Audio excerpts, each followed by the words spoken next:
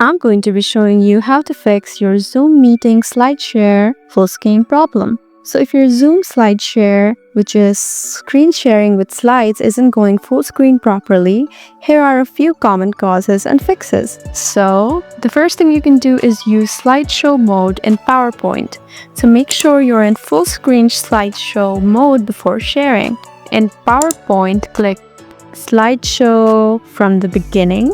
Then in Zoom, you just need to tap on share screen right over here and just choose the full screen slide window. You also need to make sure you're sharing the correct window. Don't share your entire screen if you want clean slides. Choose the window title something like PowerPoint slideshow and then just share the correct one.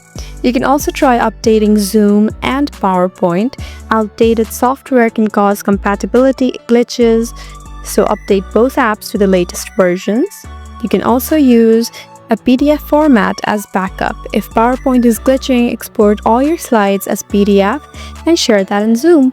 So in this way, you would successfully be able to fix Zoom meeting slideshare full screen problem. I hope this video was helpful for you. Please leave us a like and drop us a comment down below, and we'll see you again in our next video.